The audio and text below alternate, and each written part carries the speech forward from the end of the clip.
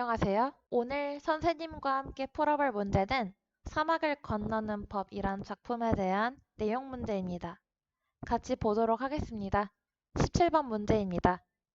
다음 각 A부터 E에 대한 설명으로 적절하지 않은 걸 고르는 문제예요. 나머지 선택지는 모두 내용에 관한 문제로 적절한 것이겠죠. 1번부터 보도록 하겠습니다. 전쟁터에서의 기억이 생생하게 떠올라 감정이 고조됨을 의미한다는데 맞는지 보도록 할게요. 남이에게 전쟁에 관련된 썰을 풀어주는 그 당시 나는 베트남전에 긴장이 되살아나는 듯 온몸이 팽팽하게 부풀어 오는 걸 느꼈대요. 정말 물리적으로 부풀어 오르는 게 아니라 그 당시 긴장감에 대한 생동감이 스스로에게 느껴진다는 표현이겠죠? 1번은 맞는 선택지가 되겠습니다. 그럼 2번 다시 보도록 할게요. 남이는 나의 감정이나 상황에 공감하지 못함을 의미한다고 나왔는데요. 과연 그 선택지가 무엇인지 보도록 하겠습니다. 결국 내가 들려준 얘기 속에 담겨있는 의미는 그녀에게 하나도 전달되지 않았다.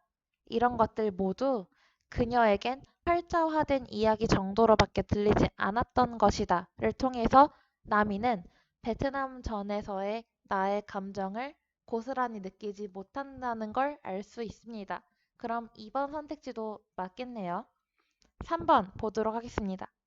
자신에게 공감하지 못하는 남이에 대한 실망에서 오는 감정의 표현 보도록 할까요? 와락 솟구치는 역겨움, 남이에 대한 자신의 감정을 공감하지 못하는 남이에 대한 실망감에서 나온 표현이겠죠? 그럼 3번 또한 맞는 선지가 되겠습니다. 4번 보도록 하겠습니다. 자신이 생각하는 삶의 방식을 어그러뜨린 나에 대한 노인의 반응이 어땠는지 보도록 할게요. 경멸하듯 차갑게 나를 노려본다고 했습니다.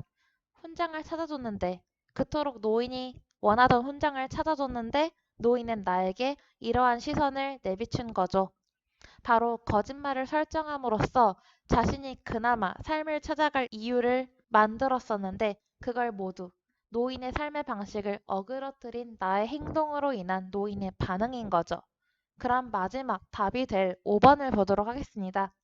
노인에 대한 진실을 말할 것을 내가 협박하여 고하게 된 것이라고 말했는데요.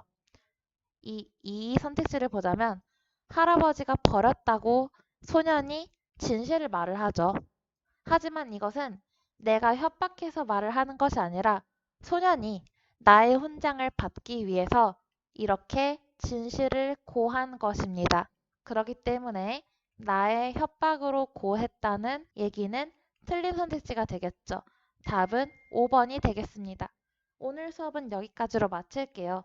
더 많은 문제를 풀어보고 싶다면 나무 아카데미 사이트를 이용해 주시기 바랍니다.